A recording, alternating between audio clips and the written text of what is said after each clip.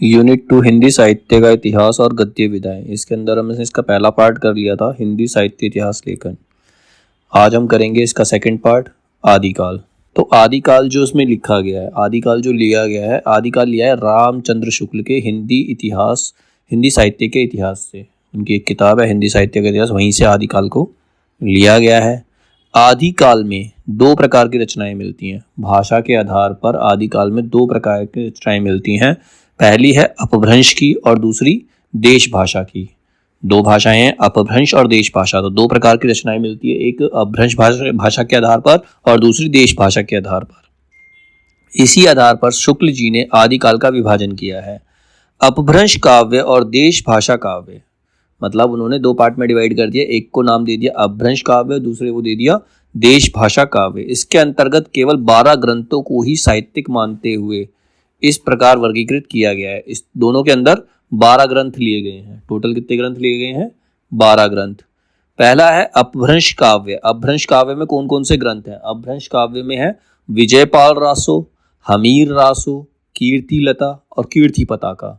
तो अब इसमें क्वेश्चन आ सकता है एनटीए के अंदर कि विजयपाल रासो कौन से पार्ट का है? तो अपभ्रंश काव्य का पार्ट है। तो विजयपाल रासो जो है अपभ्रंश काव्य से है। हमीर रासो, कीर्तिलता और कीर्ति पताका, तो ये चारों जो है वो अपभ्रंश काव्य से हैं। फिर है दूसरा देश भाषा काव्य। अब देश भाषा काव्य से कौन कौन से हैं? खुमान रासो, बीसल देव रासो, पृथ्वीराज रासो, जयचंद्र प्रकाश, जय मयंक जस चंद्रिका, परमाल रासो। परमाल रासो जो आल्हा का मूल रूप है, बेसिक रूप है, आल्हा का बेसिक रूप है, खुसरो की पहेलियां आदि और विद्यापति की पदावली। तो इसके अंदर 8 हैं। खुबान रासो, बीसल देव रासो, पृथ्वीराज रासो, जयचंद्र प्रकाश, जय मयंक जस चंद्रिका, परमाल रासो, खुसरो की पहेलियां और विद्यापति की पदावली। तो ये सारे क्या है? देश भाषा काव्य हैं। तो टोटल कितने ग्रंथ लिए गए इसके अंदर? 12 ग्रंथ। 12 ग्रंथ में से 4 जो है वो अपभ्रंश काव्य में है और 8 जो है वो देश भाषा काव्य में। अपभ्रंश काव्य में कौन कौन से थे?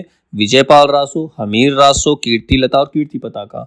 और देश भाषा काव्य में खुमान रासो, बीसल देव रासो, पृथ्वीराज रासो, जयचंद्र प्रकाश रासो, जय मयंक जस चंद्रिका, परमाल रासो, खुसरो की पहेलियां आदि और विद्यापति पदावली। उपयुक्त 12 पुस्तकों के आधार पर, इन्हीं 12 ग्रंथों के आधार पर आदिकाल का नामकरण वीर गाथा काल करते हुए, मतलब आदिकाल को वीर गाथा काल का नाम दिया इन 12 पुस्तकों के आधार पर। तो वीर गाथा काल नाम देते हुए इनमें से अंतिम दो तथा बीसल देव रासो को छोड़कर सब ग्रंथ वीर गाथात्मक ही हैं। तो मतलब कौन कौन से वीर गाथा नहीं है? अंतिम 2 मतलब खुसरो की पहेलियां, विद्यापति की पदावली, ये वीर रस नहीं है, इसमें वीर गाथा नहीं है, और एक बीसल देव रासो। इन 3 को छोड़कर बाकी सब 9 जो है वो वीर गाथात्मक है। बाकी जो 9 के 9 ग्रंथ है वो वीर गाथा है। अतः आदिकाल का नाम वीर गाथा काल ही रखा जा सकता है। तो आदिकाल का दूसरा नाम क्या रख दिया? वीर गाथा काल, क्योंकि इसमें जो 12 ग्रंथ है, 12 में से जो 9 ग्रंथ थे वो वीर गाथात्मक थे। 3 नहीं थे। 3 कौन कौन से नहीं थे? खुसरो की पहेलियां नहीं था, विद्यापति पदावली नहीं था और एक बीसल देव रासो नहीं था। ठीक है।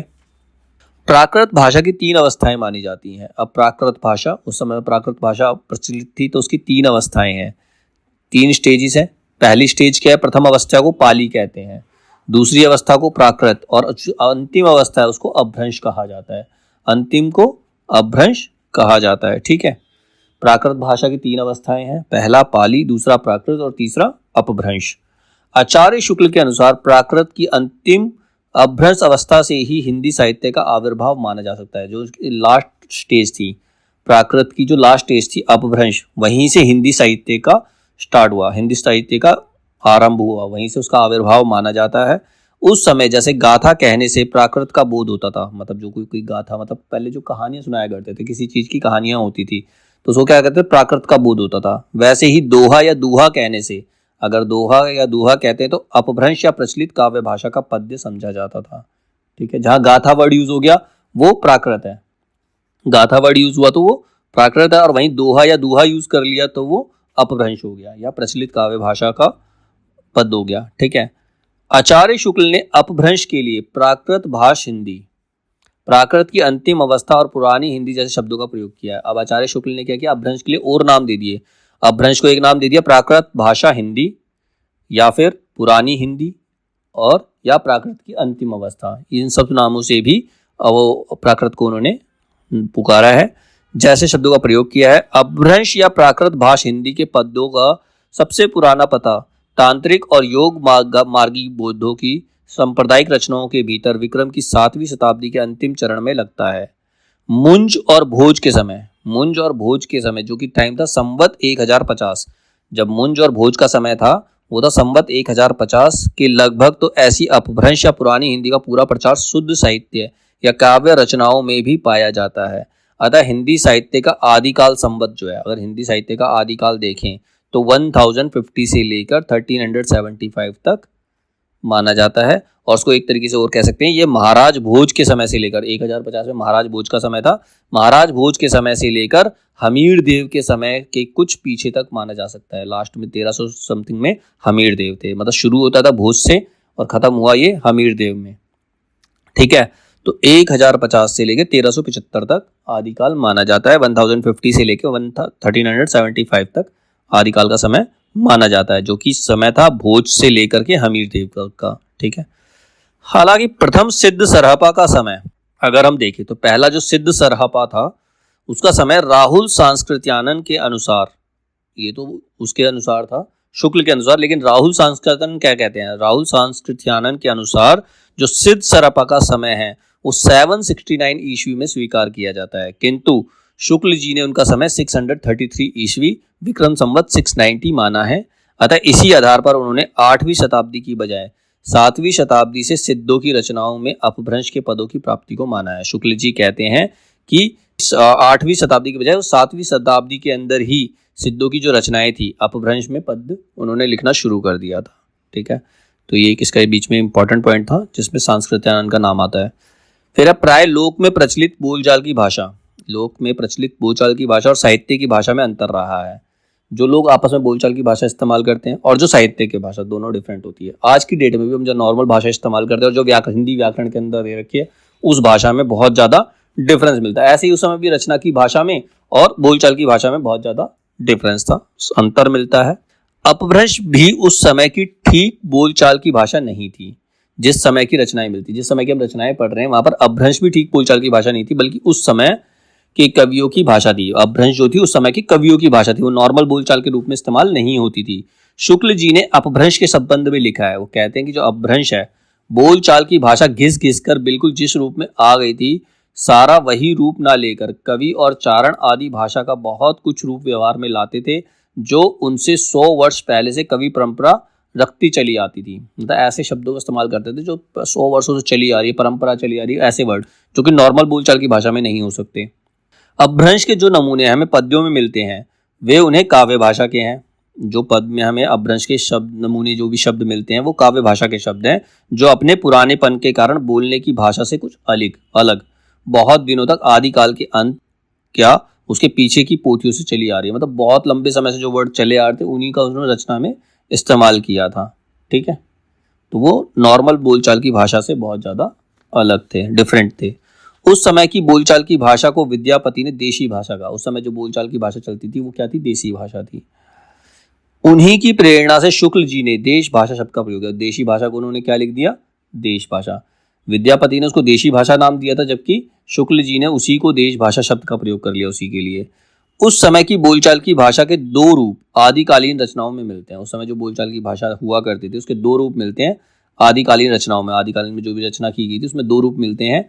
प्राकृत की रूढ़ियों से बहुत कुछ मुक्त और पूरी तरह मुक्त। ऐसे वर्ड जो प्राकृत रूढ़ियों से मतलब पुराने समय से जो चले आते हैं उनसे बिल्कुल अलग। अमीर खुसरो और विद्यापति की भाषा प्राकृत की रूढ़ियों से मुक्त है। जो अमीर खुसरो की भाषा और जो विद्यापति की भाषा है वो प्राकृत की रूढ़ है, उसमें पुराने वर्ड इस्तेमाल नहीं किए गए हैं। देश भाषा की अन्य रचनाओं पर प्राकृत की रूढ़ियों का थोड़ा बहुत प्रभाव दृष्टिगोचर होता है, लेकिन इन दोनों के अलावा जो और रचनाएं हैं देश भाषा की 7 रचनाएं और भी हैं उसके अंदर प्राकृत की रूढ़ियों का प्रभाव दिखाई देता है। खाली अमीर खुसरो की और विद्यापति की भाषा में नहीं दिखाई देता। ठीक है, शुक्ल जी ने आदिकाल को 4 प्रकरणों के अंतर्गत विवेचित किया। इसने 4 पार्ट कर दिए, इसके आदिकाल के 4 पार्ट कर दिए, 4 अध्याय बना दिए। प्रकरण मतलब 4 अध्याय बना दिए। पहला अध्याय, दूसरा अध्याय, तीसरा अध्याय, चौथा अध्याय। पहला अध्याय जो उसमें उन्होंने इसका सामान्य परिचय दिया, इंट्रोडक्शन दिया है। दूसरे अध्याय के अंदर अपभ्रंश काव्य को लिया है। तीसरे अध्याय के अंदर देश भाषा काव्य को लिया है, जो 2 पार्ट में उसने डिवाइड किया था, अपभ्रंश काव्य और देश भाषा काव्य। ठीक है, जिसके अंदर हमारे 12 ग्रंथ थे, 4 अपभ्रंश के और 8 देश भाषा के। तो एपिसोड 2 जिसका अध्याय 2 है उसमें अपभ्रंश काव्य, अध्याय 3 के अंदर देश भाषा काव्य है, जबकि अध्याय 4 के अंदर फुटकल रचनाएं हैं, छोटी मोटी रचनाएं जो अलग से आ जाती हैं।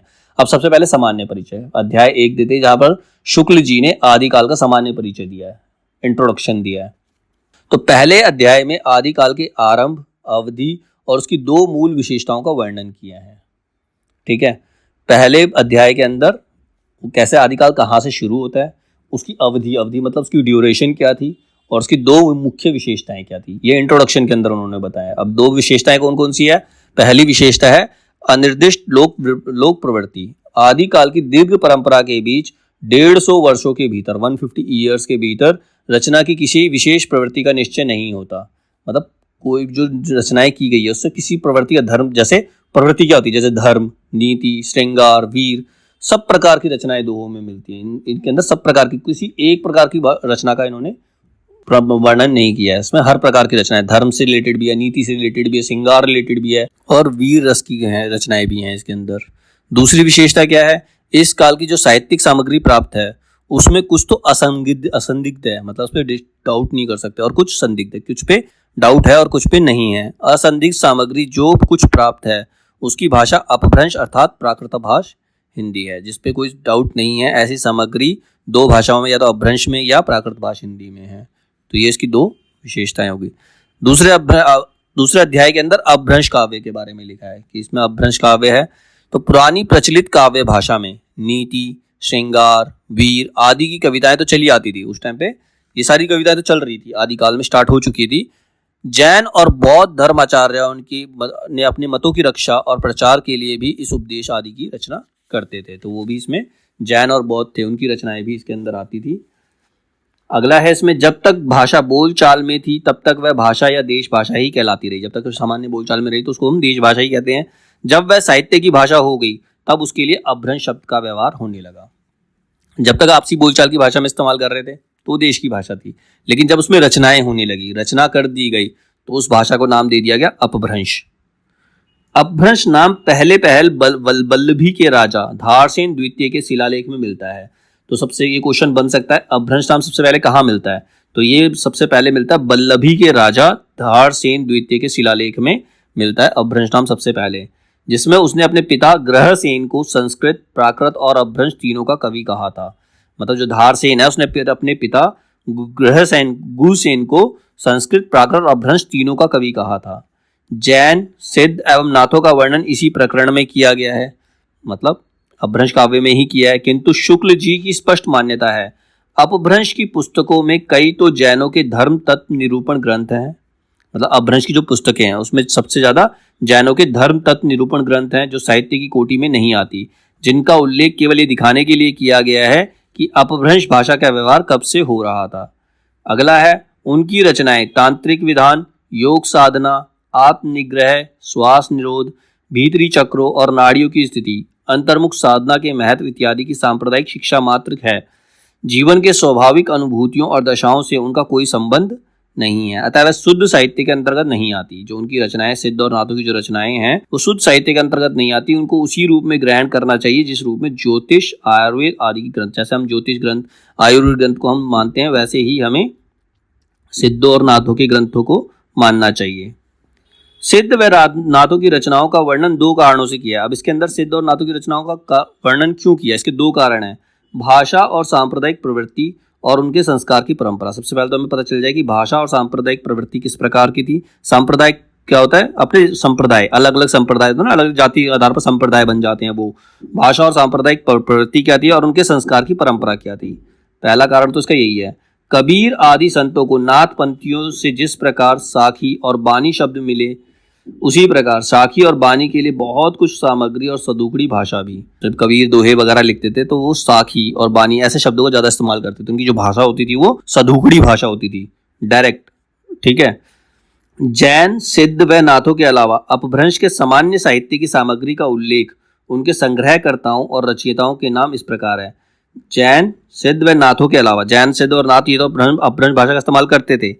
अपभ्रंश के सामान्य साहित्य की सामग्री का उल्लेख उनके संग्रहकर्ताओं और रचयिताओं के इस क्रम में किया है। अब उनके रचयिता कौन कौन है? हेमचंद्र, सोमप्रभ सूरी, जैनाचार्य मेरुतुंग, विद्याधर, सारंगधर और विद्यापति की कीर्तिलता। सारंगधर की अमीर रासो, विद्यापति की कीर्तिलता और कीर्ति पताका। अब कीर्तिलता और कीर्ति पताका किसने लिखी है? विद्यापति ने लिखी है। क्वेश्चन आ सकता है कि कीर्तिलता और कीर्ति पताका के राइटर कौन है? तो वो है विद्यापति। जैन ग्रंथकार, अब जैन ग्रंथकारों में कौन कौन है? देवसेन। देवसेन ने कौन कौन से ग्रंथ लिखे? श्रवाकाचार, दब सहाव पयास, द्रव्य स्वभाव प्रकाश और पुष्यदंत। दो हैं जैन ग्रंथकार, देवसेन और पुष्यदंत। देवसेन के जो ग्रंथ हैं वो श्रावकाचार, दब सहाव प्रयास या फिर द्रव्य स्वभाव प्रकाश। द्रव्य स्वभाव प्रकाश।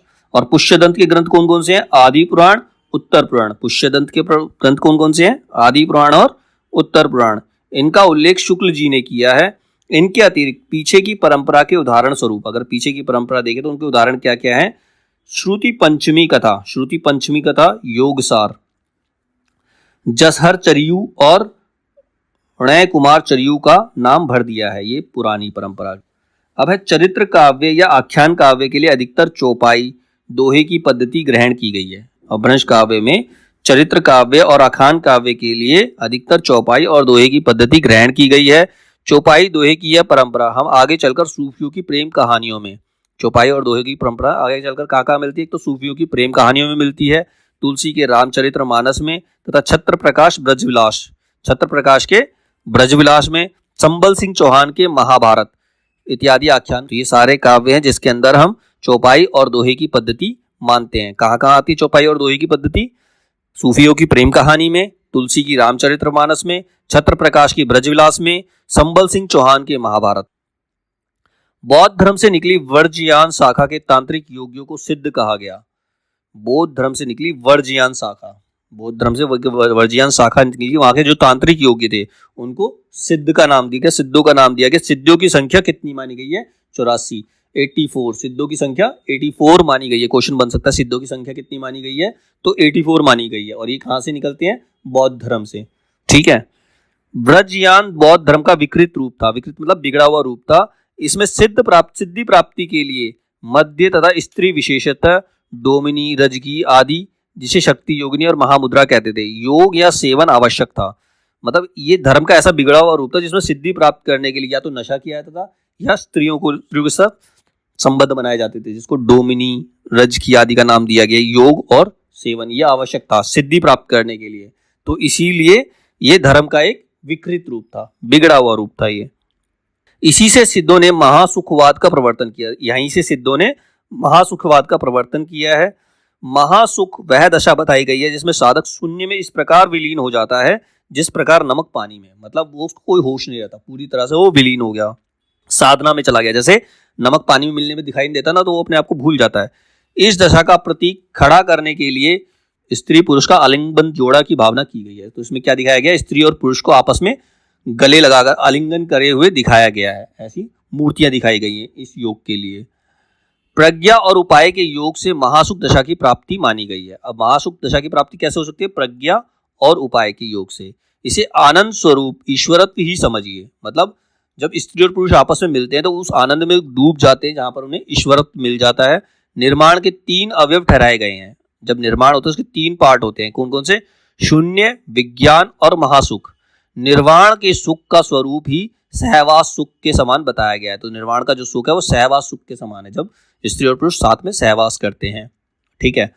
प्रथम सिद्ध सरहपा सहज जीवन पर बहुत बल देते थे। जो अब पहले सिद्ध कौन है? सरहपा।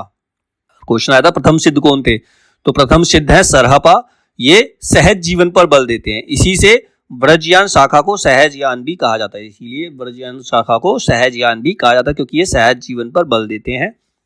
सिद्ध सिद्धियों और विभूतियों के लिए प्रसिद्ध थे। सिद्ध जो थे अपनी सिद्धियों और विभूतियों के लिए प्रसिद्ध थे।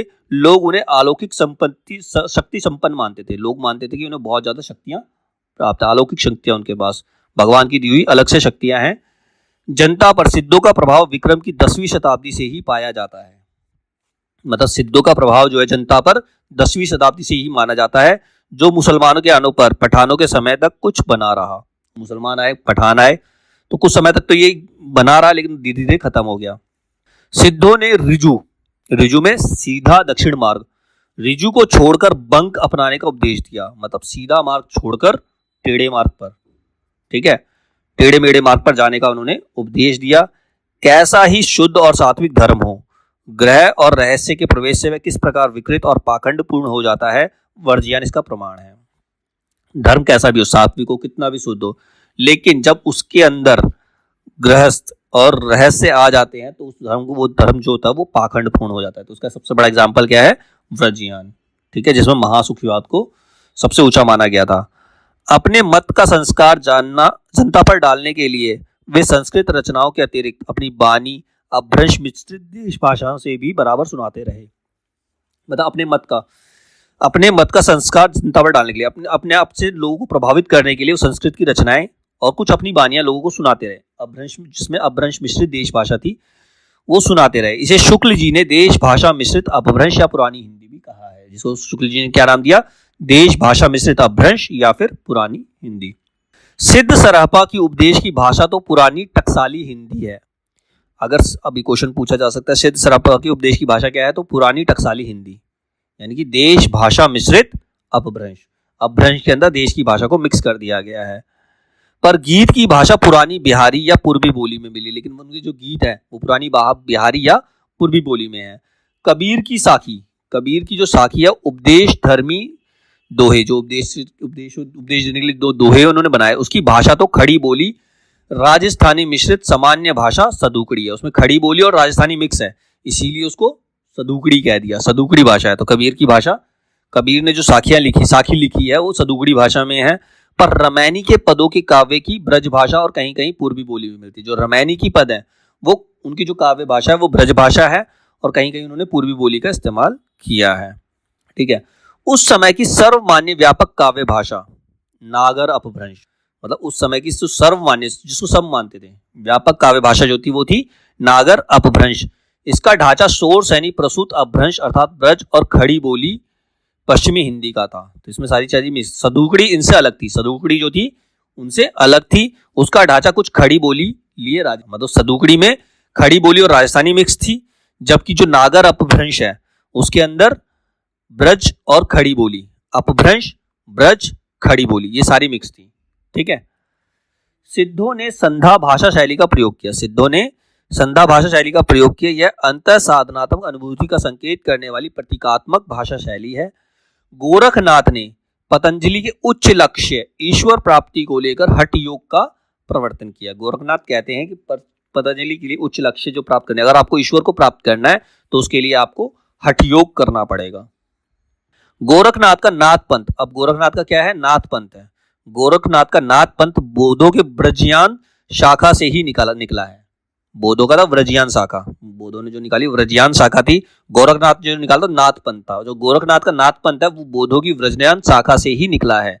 नाथों ने वर्ज्यायनी सिद्धों के विरुद्ध मद्य, मांस और मैथुन के त्याग पर बल देते हुए ब्रह्मचर्य पर जोर दिया। अब उन्होंने क्या कहा था, मद्य, मांस, शराब पीना, मांस खाना, मैथुन मतलब रिलेशन बनाना, इन सब को छोड़कर उन्होंने ब्रह्मचर्य पर जोर, मतलब इंसान को इन सब चीजों से दूर रहना चाहिए।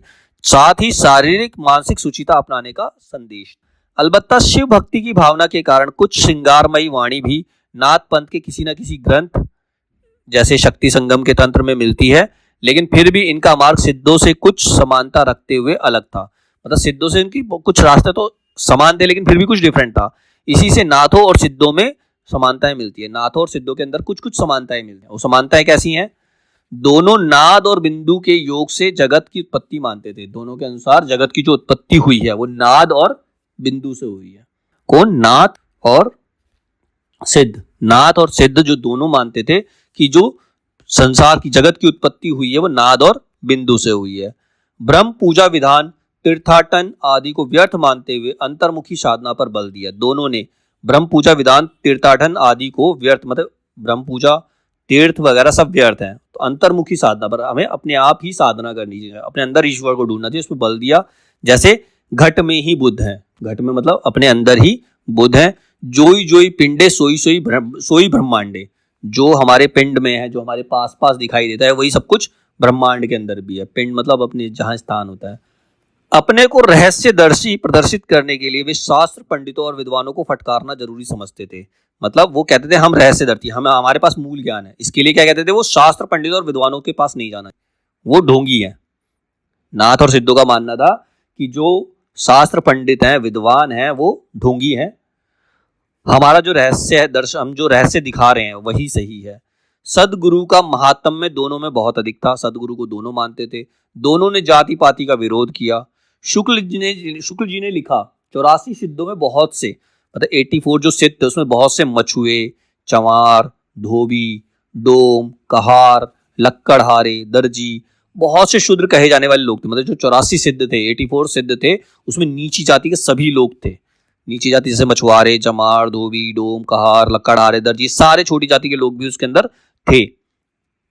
नाथ संप्रदाय भी जब फैला तब उसमें भी जनता की नीची और अशिक्षित श्रेणियों में बहुत से लोग आए जो शास्त्र संपन्न नहीं थे, जिनको शास्त्रों का ज्ञान नहीं था।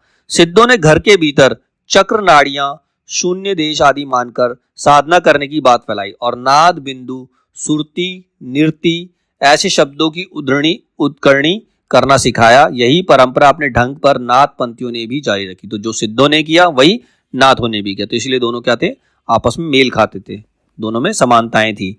योग संबंधी अंतर्मुखी साधना के कारण दोनों ने संधा भाषा शैली का प्रयोग किया। मतलब योग संबंधी अंतर्मुखी साधना, मतलब वो क्या कहते हैं, योग से संबंधित जो साधना है मनुष्य के अंदर होती है, मनुष्य को अपने आप को डुबोना है, साधना के अंदर डुबोना है, उसे किसी मूर्ति पूजा में नहीं जाना। तो इसीलिए दोनों ने संधा भाषा शैली का प्रयोग किया है। ध्यान रहे कि नाथों की भाषा सिद्धों से भिन्न थी। नाथों की जो भाषा थी वो सिद्धों से अलग थी, जिसका वर्णन आगे किया है, आगे मिल जाएगा। सिद्धों का प्रभाव भारत के पूर्वी भाग में था, ईस्ट पार्ट में सिद्धों का प्रभाव था। नाथों ने देश के पश्चिमी भागों, राजपुताने और पंजाब को अपना क्षेत्र बनाया, जबकि नाथों का जो प्रभाव था वो कहाँ था, राजस्थान, पंजाब आदि देशों में था। ठीक है। नाथों की संख्या 9 मानी जाती है। नाथ कितने माने जाते हैं, 9।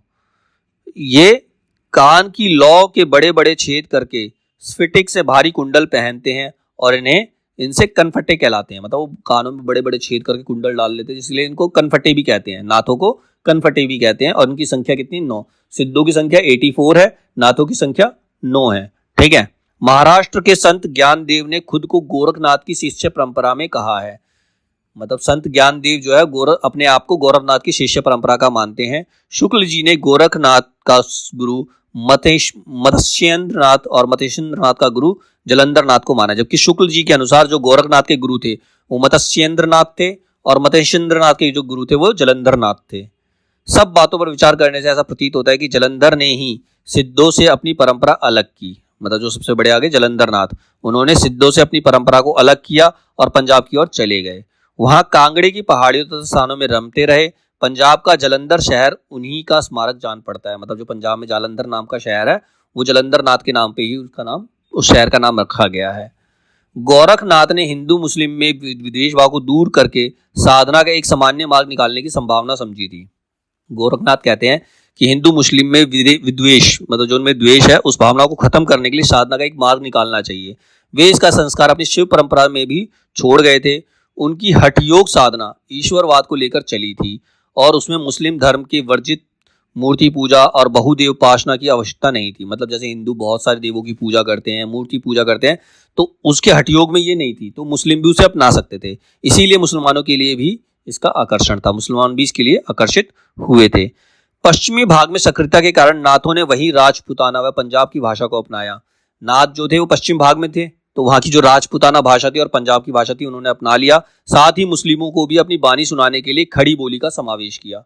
अब मुस्लिमों को प्रभावित करने के लिए उन्होंने अपनी भाषा के अंदर खड़ी बोली का प्रवेश किया। किसने, नाथों ने, क्योंकि उनकी बोली अधिकतर दिल्ली के आसपास की खड़ी बोली थी। इस प्रकार नाथों ने परंपरा साहित्य की काव्य भाषा, जिसका ढांचा नागर, अपभ्रंश या ब्रज का था, उससे अलग सदुकड़ी भाषा का प्रयोग। जहां पंजाब, राजस्थान ये सारी भाषाएं मिल गई तो वहां पर किस भाषा का इस्तेमाल किया गया, सदुकड़ी भाषा। सदुकड़ी का ढांचा खड़ी बोली लिए राजस्थानी का था। अब सदुकड़ी में क्या है, राजस्थानी के अंदर खड़ी बोली को मिक्स किया गया है। जब राजस्थानी के अंदर खड़ी बोली को मिक्स किया गया तो वो भाषा बन गई सदुकड़ी भाषा। शुक्ल जी के अनुसार अपभ्रंश की रचनाओं की परंपरा लगभग 1340 ईस्वी में 1340 ईस्वी में सारंगधर पर खत्म हो जाती है। मतलब जो उनकी जो अपभ्रंश की रचनाएं हैं वो 1340 ईस्वी में जब सारंगधर की रचनाएं आई थी वहां पर खत्म हो जाती है। सारंगधर की रचनाएं कौन कौन सी हैं? सारंगधर पद्धति और हमीर रासो, मतलब हमीर रासो पर और सारंगधर पद्धति पर ये अपभ्रंश परंपरा जो है वो खत्म हो जाती है। हालांकि इसके 50-60 वर्ष पीछे, 50-60 साल पहले विद्यापति के 2 ग्रंथ मिलते, बाद में 50-60 वर्ष बाद विद्यापति के 2 ग्रंथ मिलते हैं, पर उस समय तक अपभ्रंश का स्थान देश भाषा ले चुकी, टाइम पे अपभ्रंश खत्म हो चुकी थी, किसी जगह देश भाषा आ चुकी थी। विद्यापति ने इस प्रशस्ति मूलक 2 छोटे छोटे ग्रंथों का प्रथम परिचय जॉर्ज गियर्सन को उनके पदों का संग्रह करते हुए हुआ, किंतु उन्हें ये मिले नहीं। महोपाध्याय पंडित हरप्रसाद शास्त्री को नेपाल की राजकीय पुस्तकालय में कीर्ति लता प्राप्त हुई। अब कीर्ति लता हरप्रसाद शास्त्री को मिली थी कहां पर? नेपाल के राजकीय पुस्तकालय में। कीर्ति पताका की सूचना मात्र है, कीर्ति पताका की केवल सूचना है, कीर्ति पताका मिली नहीं। कीर्ति लता की रचना बीच बीच में देश भाषा के पद्य रखते हुए अपभ्रंश भाषा के दोहा, चौपाई, छप्पई, छंद गाथा आदि छंदों में की गई है। मतलब कीर्ति लता के अंदर दोहा है, चौपाई है, छप्पे है, छंद है, इसके अंदर अपभ्रंश, कहीं कहीं अपभ्रंश भाषा मिलती है, ठीक है, और कहीं कहीं देश भाषा मिलती है। विद्यापति के अपभ्रंश की 2 विशेषताएं। अब विद्यापति के जो अपभ्रंश उनकी 2 विशेषताएं, यह पूर्वी अपभ्रंश है, पूर्वी मतलब पूर्व की भाषा, इसके अंदर प्राय देश भाषा कुछ अधिक ली है, इसमें देश भाषा ज्यादा है, और उसमें तत्सम संस्कृत शब्दों का वैसा बहिष्कार नहीं है। मतलब ऐसा नहीं है कि इसमें तत्सम और संस्कृत शब्दों का बहिष्कार किया गया, इसमें मिलते हैं तत्सम और संस्कृत के शब्द मिलते हैं, वह प्राकृत की रूढ़ियों से उतनी अधिक बंधी नहीं है, प्रॉपर प्राकृत भाषा इसके अंदर नहीं है। ज्यों ज्यों काव्य भाषा देश भाषा की ओर अधिक प्रवृत्त होती गई, त्यों त्यों तत्सम संस्कृत रखने में संकोच भी घटता गया। जैसे जैसे अपभ्रंश खत्म होती गई, देश भाषा आती गई, वैसे वैसे तत्सम और संस्कृत के वर्ड्स भी यूज होने लगे। सारंगधर के पदों और कीर्ति लता में इसका प्रमाण मिलता है। काव्य रचना के लिए भाषा अपभ्रंश से देश भाषा की ओर उन्मुख हो रही है, मतलब काव्य रचना के लिए भाषा जो अपभ्रंश से देश भाषा की तरफ चल रही है, जिससे भाषा में लगातार बदलाव देखने को मिलता है, चेंजेस आते हैं कि अगर हम समय के अनुसार काव्य पढ़ते चले जाएंगे तो उनमें भाषा का बदलाव आता चला जाएगा, ठीक है। पुरानी व्यापक काव्य भाषा, जैसे पुरानी व्यापक काव्य भाषा देखें तो उसका ढांचा सौर सैनी प्रसूत अपभ्रंश अर्थात ब्रज और खड़ी बोली का था। इसमें सिद्धों की भाषा, क्योंकि सिद्धों की भाषा यही थी, ठीक है। फिर सधुकड़ी आ गई, इसके बाद इसका ढांचा खड़ी बोली लिए राजस्थानी का था, इसका प्रयोग किसने किया? नाथों ने किया, ठीक है। सारंगधर और विद्यापति की प्राकृत की रूढ़ियों से लगभग मुक्त होने की प्रक्रिया की शुरुआत का परिचय देती है। जब इसके बाद कौन आए? सबसे पहले कौन थे? सिद्ध थे। सिद्धों ने अपभ्रंश, सौर सैनी प्रसूत अपभ्रंश का इस्तेमाल किया, जिसमें ब्रज और खड़ी बोली थी। इसके बाद नाथ आए, नाथों ने सधुकड़ी भाषा का इस्तेमाल किया, जिसके अंदर राजस्थानी और खड़ी बोली मिक्स थी। इसके बाद सारंगधर और विद्यापति, जो कि अपभ्रंश खत्म होते हुए देश भाषा का इस्तेमाल कर रहे हैं, जिसके अंदर संस्कृत और तत्सम शब्दों का प्रभाव दिखाई पड़ता है।